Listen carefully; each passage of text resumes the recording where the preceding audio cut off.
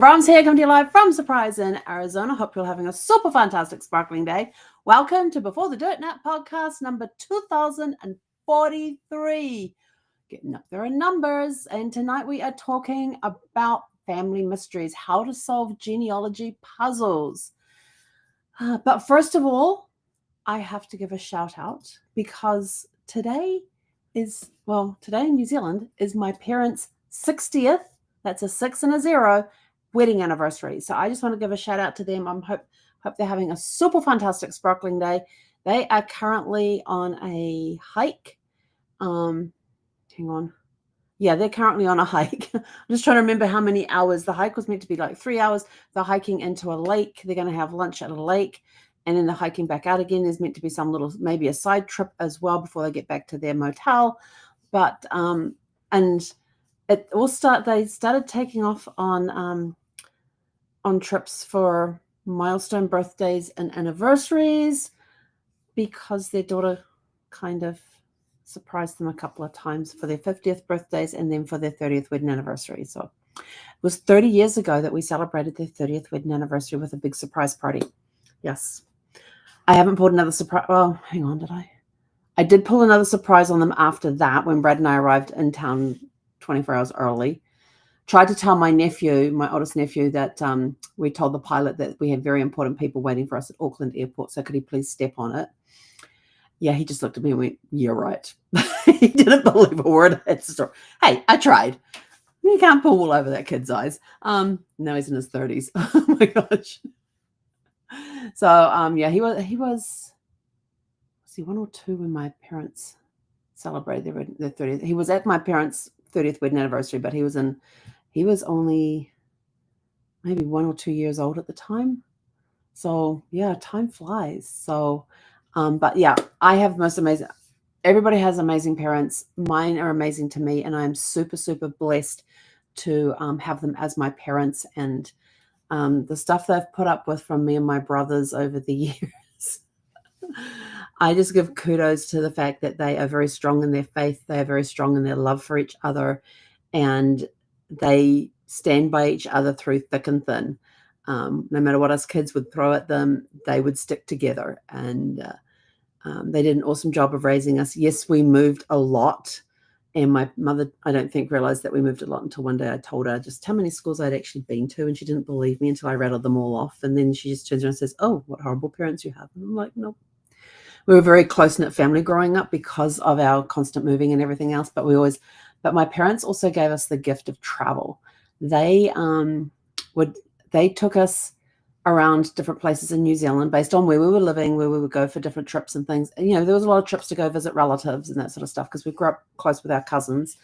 So there was lots of trips to go visit relatives. But then in between, we also did trips where it was just the 5 of us going off on adventures and vacations and things like that. And they taught us how to be a traveler in our own country, how to blend in, how not to stick out and look like a tourist. They showed us how to be a tourist as well, but said, you really just want to blend in. And they showed us how to blend in and look like a local, like we weren't from out of town and things like that. Because even in New Zealand, if you go visit another town, the locals know. So we learned how to blend in with the locals and that sort of stuff as well. But we had a lot of fun growing up, and my parents made it a lot of fun. And, they always took care of us kids and had, we never wanted for anything. My parents were very good providers, and, mum made moves fun. I learned from my mum how to move properly. When you take care of the movers, you provide refreshments for the movers. The packers as well as those that are bringing the stuff into the place. You always make sure that there's enough drink and food for them to keep them going as well. I remember when I moved into this place, I had off-duty firemen were moving me. I can't remember the actual name of their company, but it was something like Off-Duty Firemen Will Move You or something like that. And so and it was really cool because they were all talking about different shifts they'd been on, different things that they had seen since they'd last seen each other, and different call outs they'd had and things like that. And so I brought them into the house and said, okay, this is how the house is organized. Here are your signs to show you where you have to go, or the boxes should be labeled. If you have any questions, I'm here. Just ask me. I'll send you where you need to go. It was also hot outside. It was it was just after Memorial weekend, and it was, or was it Memorial? It was just before Memorial Weekend, and it was stinking hot. It was up in the 30s degrees Celsius, which is around the 80s into the 90s Fahrenheit. It was a stinking hot day. The sun was blazing. I'm standing in the shelter of the garage. They're coming past me with these dollies, and I had this door open. I had the front door open. We had it all open. Zeffie was at the dog sitters. And so I brought them for a walk through the house to show them where everything was. I had notices up next to all the doorways and things, so they knew which room was what. And then I took them into the kitchen and I said, and this, pointed to the island, is all for you guys. And their eyes were like, what? I said, yeah, I had sliced up watermelon. I had, the refrigerator was just stocked with coconut water and bottled water. And I had protein bars and snack bars and all these different types of snacks out there along with watermelon. One guy took a like to the watermelon. I never saw him without a piece of watermelon in his hand unless he was carrying boxes or rolling the dolly along. But yeah, we just took, and I learned that from my mum. That's what to do. And then the essentials: whenever you're moving place, make sure that you have with you a box that has in it the electric kettle, so you can boil the water to make tea and coffee. That you have the tea and coffee in there. That you also have the milk and the sugar. That you need everything, and that you have plates, cutlery, and drinking vessels. Mugs or we had our camping mugs with us and our camping plates, the stuff that we would use in the caravan. And so that way, if nothing else, you had something to eat off. And then she had the chili bin or the cooler, which had some stuff in that could go into the refrigerator. And then she also knew, we also had with us the bedding, the sheets and the blankets and the pillows and that sort of thing. And her theory is that if nothing else got done that day, like the movers moved all the boxes, and if nothing else got done, the first thing you do is make the beds. So you had to have the bedding with you, and at least you had somewhere to sleep. So if nothing else got done, you had a place to sleep.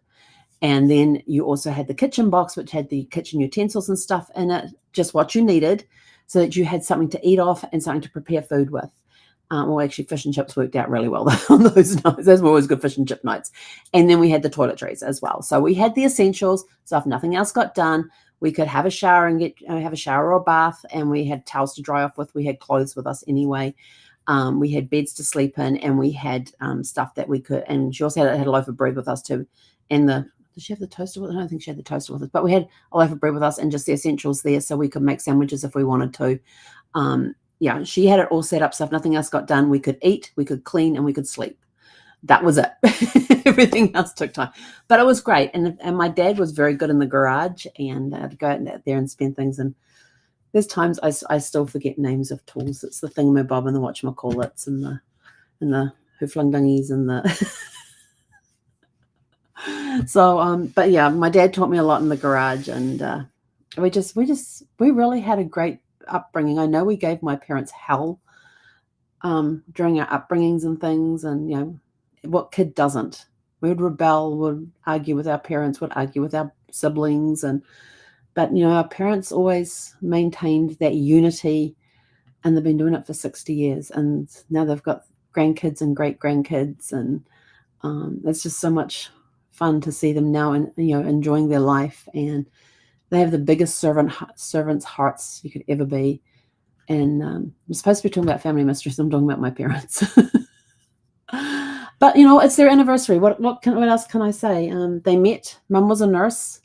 They met at the hospital. My dad was a patient. He had somehow knocked his head, and he was being kept in hospital overnight under observation for a concussion. And my mum had just come back from vacation and got told that she had this guy that she had to observe for 24 hours. She says, I was not impressed. I guess until she saw him. But their relationship developed from there, and they ended up getting married 60 years today. And they've been together ever since. And, they've traveled the world. They've taken time to travel the world. They've done a lot more traveling than I have. And, they're just awesome people. They really are. They're awesome people. And they love talking with people and getting to know people, and they don't like making a big fuss, which I guess is why after the 30th surprise party, they decided they were going to go away for any milestone birthday or anniversary after that one. So, but hey, it was good. Their flower girl was there. My mum's aunt was there, and my mum's aunt passed away, and it was the last time we saw her alive. She was actually suffering from cancer at the time, and her daughter was their flower girl. And so they flew up together, up to Wellington, up to Tawa, and we had their 30th wedding anniversary there. And so the flower girl was there along with their aunt, and so they got to spend some time with her aunt the next day, before she flew home. And she passed away like 2 or 3 weeks later, I think it was. And there was also family friends Mr. and Mrs. Thatcher. They were such awesome people. And they came up to me and they said, "Oh, what time is this ending? Because we saw them leave at their wedding. We want to do the same thing today." And I told them what the plan was. Like, "Oh, okay." But yeah, we had, and I invited Mum's cousin who lived locally, and he turns around and says, "Can I bring a surprise guest?" I said, "Sure. Who are you bringing?" And he says, "Well, our cousin." So it was one of their cousins, would happen to be visiting at the time in town. I said, "Sure." I said, "The more the merrier." And so he brought the cousin along too. And I hadn't seen Cousin Val for I don't know how long. And so, yeah, she was there. But we had their siblings. We had a lot of people there. It was awesome.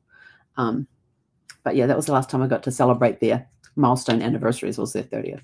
And we did it in a big way. We had photographs up of every house that they had lived in during their married life, except for the very first one, because they lived in a flat that had a mouse. I think it was a mouse that lived in the wall or something. And it used to, and so they'd tap on the wall and it would stop, until one night it ran across the floor and I think it was up my dad's leg or something. And it was as they were getting ready to move into their new house anyway. So they packed up everything into this tiny two-seater. This is the story as I remember it. So they'll probably correct me on it anyway. They packed everything up into this tiny little two-seater car that they had at the time and took it over to the new house, including their mattress, into this little two-seater car. They know how to do that, they said, very carefully. But they packed up stuff and took their bed and their bedding over to the new house, the mattress and the bedding over to the new house, and slept on the floor in their new house that night. And they were meant to be moving, I think it was like the next day or something. So they just started sleeping there a night earlier. That's okay. But we had pictures of all the houses that they had lived in over the years and things like that. So, and we had pictures from their wedding up as well. And some of the people who were at the wedding were there, and they were looking for themselves in the photographs and going, "Oh my gosh, look at this one, look at this one." I know the flower girl was, it was really hard calling her the flower girl when she's like 40 years old. But, was she 30-something or 40-something at the time? When we had the 30th wedding anniversary. So it was really hard calling her a flower girl when, she's a fully grown woman with her own children, married with her own children. So it was really funny because she comes in and I recognized her straight away, and she turns around and she says, "Yes," she says, "I had to go and dye my hair." And she had dyed it black. And I said, "Why?" She says, "Well, you can't have the flower girl being grayer than the bride." Oh my gosh, that was so funny. But anyway, so congratulations to my parents on their 60th wedding anniversary. I love you lots. I can't wait to see you in a few months. It's not going to be long now. So I've got a bit of work to do, but everything is happening as it is supposed to happen in the timeline it is supposed to happen in, and everything will fall into place according to the plan. All right. So now let's start talking quickly about family mysteries. Oh, I love family mysteries. I'm working on a really good one right now. We've got DNA matches that we're trying to figure out. So I'm working in collaboration. I've got one woman who contacted me about our DNA match. And so we've been going backwards and forwards with some information. And then she found a person and she said, "Well, I did another search." She said, "I did another look and you came up on in the DNA thing, you can put who are the common matches." And she says, "And you came up with several other names." I said, "Oh, which names were those?" And so she rattled off the names, and I go, "Well, he's my uncle. That's my second cousin. And so now we're trying to find out how we're actually connected." And she has this amazing tree that she has, which is just the direct line. So I can at least go looking for the surnames, but there's like 100 and something, or maybe 700 and something people in there in her direct line tree that she has. And she goes out, like I sat there one day and just clicking through the different things. And then I did a fan chart, and on the fan chart's the coolest thing. I love the fan chart, but the fan chart, it took up, it goes 7 generations, which takes you to, you're the first generation, then your parents, your grandparents, first great-grandparents, second great-grandparents, third great-grandparents, takes you up to your fourth great-grandparents. And when you're looking at fourth great-grandparents, you're looking, you could probably be fifth cousins at that time, fifth cousins, 5, for 4 great-grandparents. So that's got me enough to know, because the ancestry, judging by the centimorgans, which is the ones that you have in common, it should put us around 3rd to 4th cousins. So I've got that fan chart out. It is like completely full. She doesn't have any gaps in that. You might have 1 or 2 there. I have actually been going backwards and forwards with that and looking up last names to see if I have a common last name. I haven't found one yet.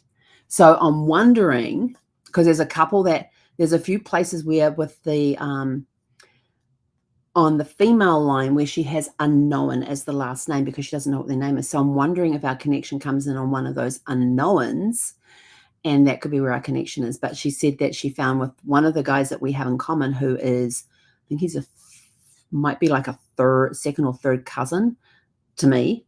And he, so he's a second or third cousin to me, and she said he's got a very strong connection on her father's direct line. Well, I haven't found the connection between those 2 family trees yet, and I'm still looking for my connection with those 2 family trees. It's a lot of fun. And so in the evenings, I'll do a little bit of work doing some other fun stuff on the side, and then I'll get stuck into the tree. And right now I'm going through to see, do I have any duplicate names that could be on those trees? So I'm looking at the duplicate names that I have and seeing if, those duplicate names could be in her tree. And I might have stuff in my tree where I don't have the husband's name, but I've got the wife's name, and it could be, oh, hang on, she had an unknown Francis Unknown, who was married to this. So I'll go look up for Francis Unknown in her tree, and I can find out who the husband was. And then I go look up the Francis with the last name in my tree. Who did she get married to, and seeing if I can make connections that way as well. So it's a deep dive in there. I'm having a ton of fun. But this is one of these mysteries that you have. You have these DNA connections that shows that we are blood related. Now we have to do the genealogy side that shows us how we are related. So it's a lot of fun. So let's jump into this, because there's other ways that you can end up with mysteries in your tree.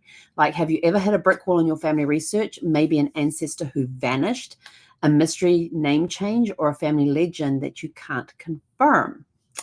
So what do we need to do? We need to review all the documents that we've collected.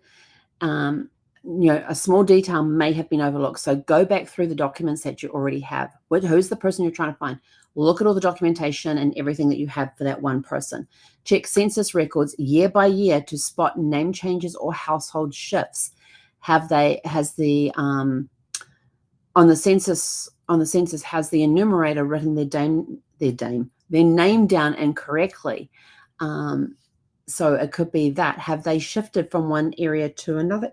Have they left that town and now they're across country in a different state? Make a timeline of your ancestor's life to see if any gaps appear. And if you've got like 2 people and you're trying to decide which one's which, those timelines will help you determine, if it is the same person. Like if you've come across the same name in 2 different areas, which have similar events happening in their lives, put the timelines next to each other and see where your gaps are. Are they exactly the same? They could be the same person. They might be 2 different people. They could be the same person, but you have to do your research to check. So making a timeline of your ancestor's life really helps with finding those gaps within the timeline. Consider name variations and spelling errors. So many last names were misspelled by census takers, immigration officers, or clerks. If they couldn't read the handwriting, if they couldn't read the handwriting of the documentation, because back then the documentation was all handwritten. There was some stuff that was like typed in, and then they had to fill in the blanks by hand. So maybe there was a mistranscription of some letters in the handwriting thing, and the people didn't know how to spell their name. Anybody could have looked at that. If they were hearing it, they could have not known how to spell it. The person may not have known how to spell it, so they handwrote down what they could hear. Check for alternative spellings, phonetic variations, or translations. For example, Schmidt, Schmidt is German for Smith. So maybe they've done that. Look for shortened names or nickname, because some people will put in the tree Peggy, and Peggy is short for Margaret, and you've got Bill that's short for William. You got Mike that's short for Michael. So look for those shortened names. Were they actually a different name? I met up with one cousin that I was doing the DNA match thing with, and we finally found out where the connection was, and she was a Peggy. And so I asked her, I says, is Peggy what you were born with, or is it short for something else? And she says, no, Peggy is what's on my birth certificate. So that was fine. And sometimes you will have that on the birth certificate, but for some reason, somebody who was writing down the name put, like, instead of putting Peggy, they put Margaret. Still not sure how you get Peggy out of Margaret, but that's one of the, like, Jack is a nickname for John. I still can't make that connection. Those two confuse me.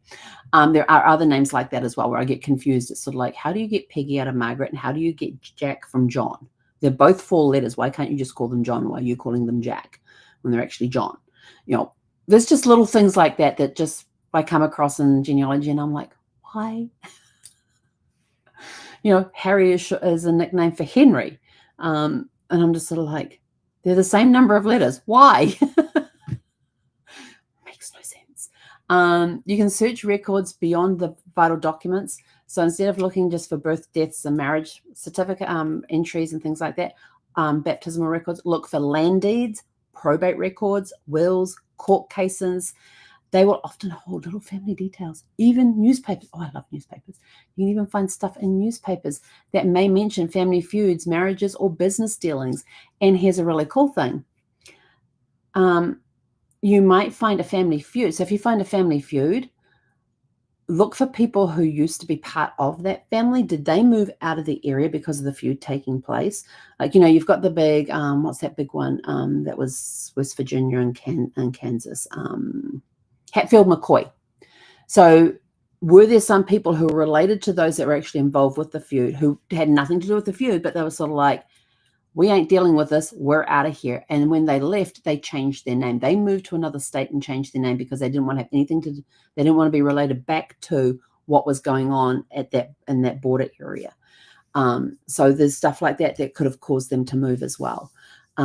Church records can be invaluable, especially before civil registration was required, because the churches kept their own records of birth, deaths, and marriages.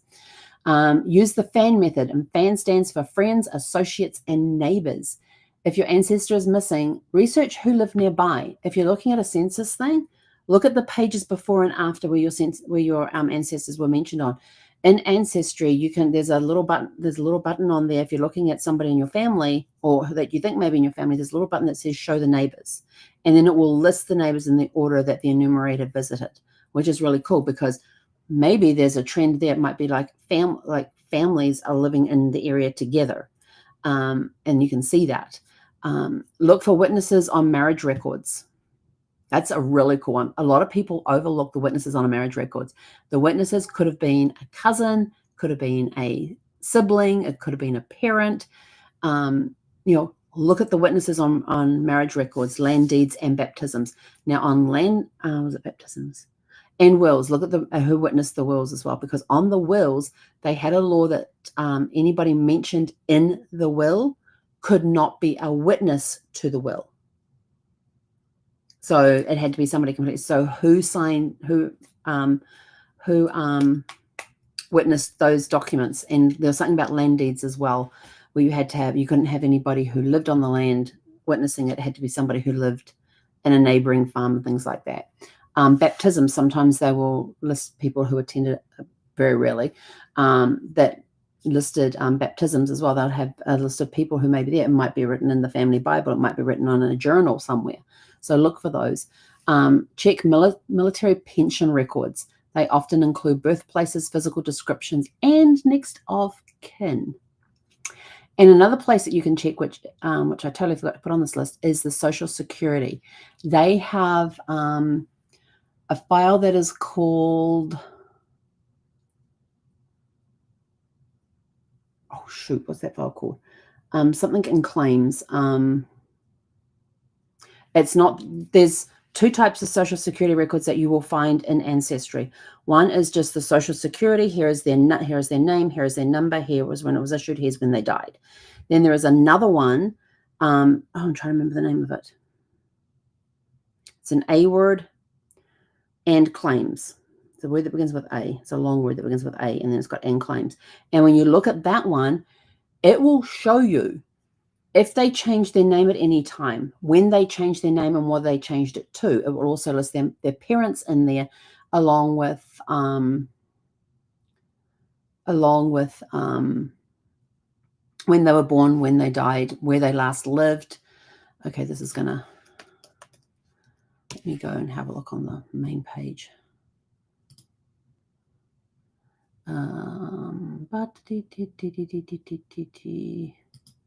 Social Security.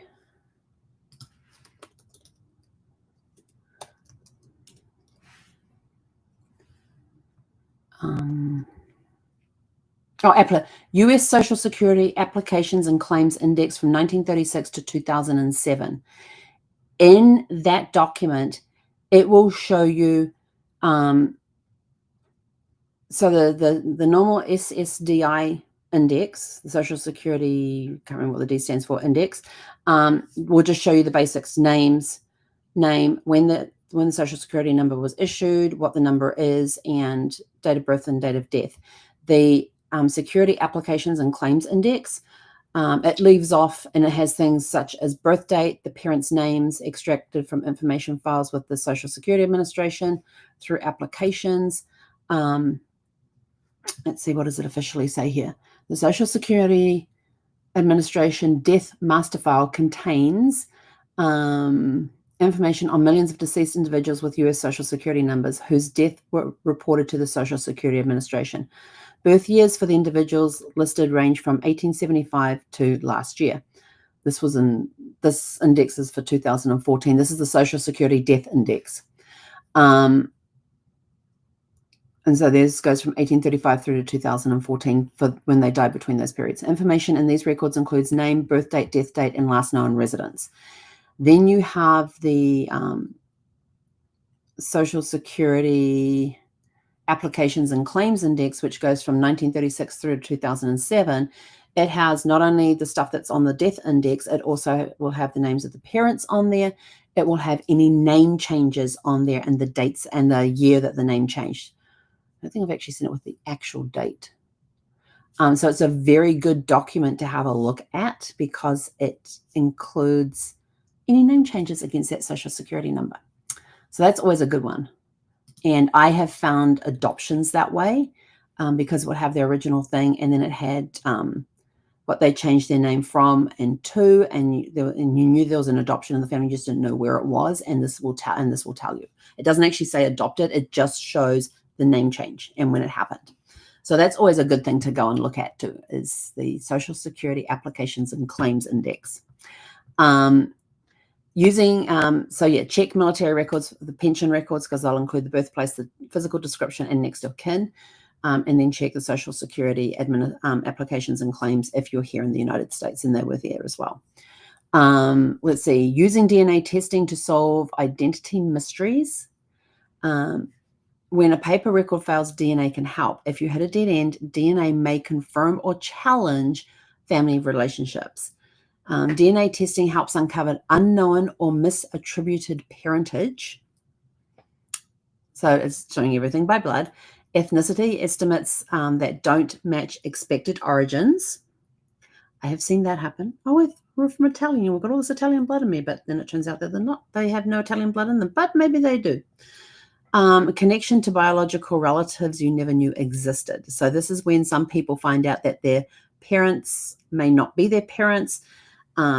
Usually come, and when there's several Facebook groups that deal with the DNA matching and all of that, and the number of times I see in there that I found out my father is not my father. I'm attached to this other, we found this biological father, and there's all the tears going and everything else. It's quite upsetting for some people, and I totally understand that. For all their life, they've believed this person is their father. That is their father physically, the one who has helped raise them and everything else, but biologically, they're not related. And that's been hard for some of the people. You hear these incredible outpourings of stories coming through some of these Facebook pages, groups, sorry. Types of DNA tests and how they may help. Autosomal DNA, which is done by Ancestry, 23andMe, MyHeritage, Family DNA, etc., are best for finding close relatives up to 5 or 6 generations. So 5 or 6 generations, you would be looking at, hang on, 5, 1, grandparents, great-grandparents, second great-grandparents, third great-grandparents. Yeah, I've got some that I've matched. I've actually matched 7th cousins and 7th cousins once removed through DNA. Yeah, so just as an FYI. The Y DNA is done by Family Tree DNA, and they trace the direct male line, which is helpful for surname studies.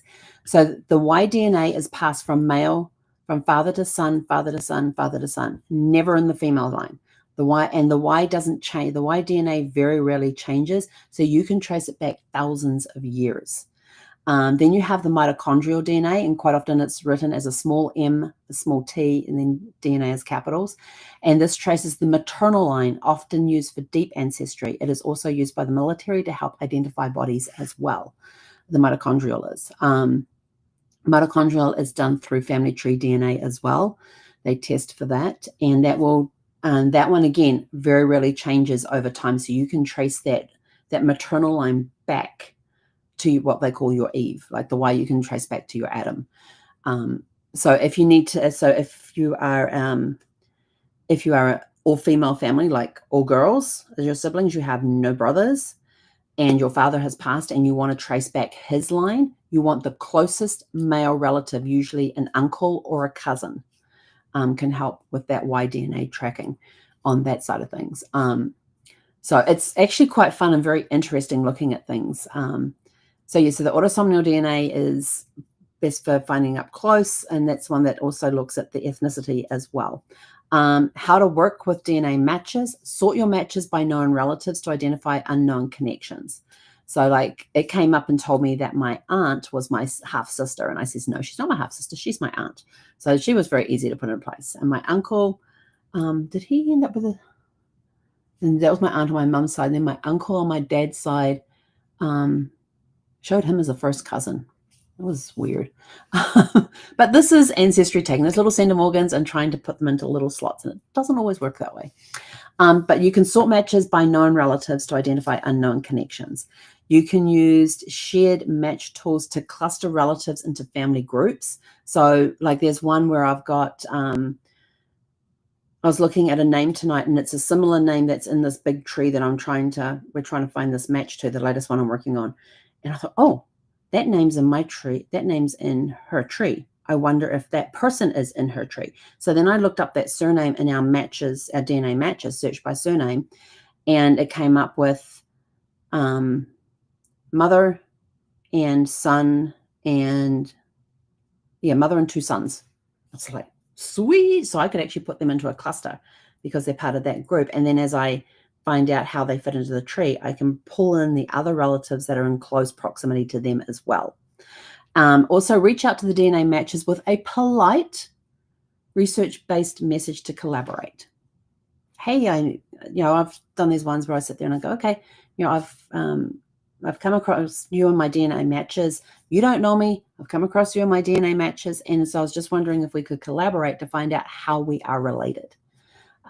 There's many that I haven't heard from, and some I have heard from, and some we make the connection like that. Others, like this main one I'm working on, takes a lot of time. And many adoptees and foundlings have successfully used DNA to identify their biological families. So it's a great way to get in there. And always, though, when you're doing DNA testing, you go do the DNA testing, make sure that you are prepared for unexpected surprises. There are unexpected surprises that will happen where you might find out that your grandfather is not your biological grandfather. You might find your dad is not your dad, or your mum's not your mum. You may then find out that you've actually been adopted. Let your family know you're doing a DNA test. Let them know that you're going to get your DNA test done. Because some families might try to steer you away from doing it because they may have a family secret that they know is going to show up in DNA that they don't want coming out. In some cases, some have found out that they were adopted, but it was an in-family adoption. So the person they thought was their aunt or uncle is actually their parent. So they found that connection through the DNA matches that way. I tell you, this really cool stuff. There's been some famous cases that have been solved through research. Like you've got the man who disappeared from the records in 1890, only to be found under a new identity in a new state. The DNA testing and land records proved he had changed his name to escape debt. So the land records showed one thing, the DNA testing through like the Y DNA put that into that family, and they were able to sort it out that way with other things that were going on as well. A woman researching her immigrant great-grandmother discovered her family was once nobility in France, and a misrecorded last name in a passenger list led to the breakthrough. When they're looking through passenger records, they found the misspelling of the last name, and that was the key to break open everything. There was a man who took a DNA test and discovered a half-sibling his family never mentioned. His grandfather had a secret second family, and that story only came to light through DNA. And I tell you this is not uncommon. With what I'm seeing in the different DNA groups that I belong to, not just on Facebook, but also like family tree DNA, they have different forums and stuff that you're in there. This is not uncommon. You've seen there's all these TV movies about how when the husband passes away, the family suddenly discovers he has a whole second family that they never knew about, or even a third family. That, because of his job, he was traveling to all these different places. So he set up home and households with family, with wives and kids in different states. It all came out through DNA. So yeah, and these people are finding these stories. It's happening. It's just sort of like DNA has opened up a whole new world when it comes to this. Have you ever solved a family mystery in your research? That's one question we've got for you. So every family has mysteries, but with the right research methods, you can uncover the truth. Whether it's a missing ancestor, a secret name change, or a DNA surprise, every discovery brings you closer to understanding your past. So your challenge is to pick a brick wall ancestor and try one of the strategies that we've talked about tonight to break through. And family history is full of surprises. Sometimes we find what we expect, and other times we uncover something completely unexpected. Keep digging, stay curious, and never stop searching for the truth. And just be prepared for some unexpected surprises as well. And with that, we are out of here. Go out, have a super fantastic, sparkling evening. And my phone just did. My parents may be back already. I'm going to go find out how their walk went. But go out, have a super fantastic, sparkling evening, and we'll catch you guys back here tomorrow evening at 6 p.m. Pacific. And I'm going to go see if that was my parents' text message coming through to say that they are back from their hike. So we'll catch you guys tomorrow evening at, hang on. What's tomorrow? Tomorrow's Thursday, right? Yeah, that should be fine. I don't think I have anything on tomorrow. Hang on. Let's check calendar. I've got a Roots Tech starts tomorrow, so I'm actually looking forward to that. But they should be done, with their stuff by then. So we'll be back here 6 p.m. Pacific tomorrow evening.